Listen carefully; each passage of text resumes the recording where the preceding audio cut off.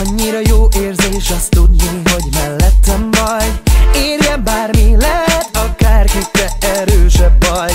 De nem értem, miért kell ezt, nem akarom egyedül, ez most egy teszt. Veled jobb, veled kevesebb a terhem, a felelősséget nem egyedül cipeltem. És mégis elküldesz, ez nekem majd jót tesz. A távolság köztünk meg ez, én nem hiszem el ezt.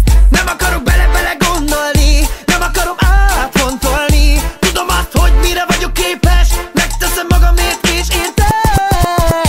Igen, én is voltam már egyedül, tudom milyen érzés, mikor a boldogság kikerül. De neked kell lépned, nem falhat fel téged a magány, ne engedlek ebben, őrizd meg.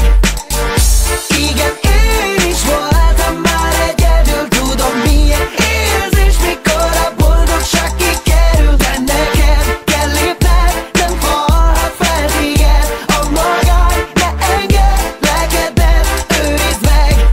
Padlón vagyok már az elején, mert tudom azt, hogy nincsen mertem meg én. Utat mutat nekem a múlt és a figyelem, meg tudnék élni egy lakatlan szigeten. Eltörni nem kell már több poharat ahhoz, hogy megfoghass nekem a kezemet. Nem tudok kitalálni semmi okosat, és már az idege vette az eszemet. Mellettem van, de mikor, mert most nem. Mindent felnagyítni közben egy porszembe kitakarítom a kapcsolatunkat. Tőlem már nem szabadulhat bele mutogatott mindenbe. Képes vagyok rá, ő hitt benne. Meglepetés, mint a kinderbe, de láttam, hogy csak szillelte.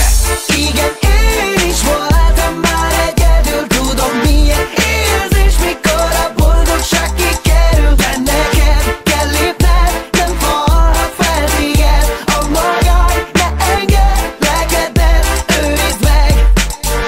Igen, én is voltam már egyedül, tudom milyen érzés, mikor a boldogság kikerül. De neked kell lépned, nem falhat fel téged a magány, ne engedlek ebben, őrizd meg.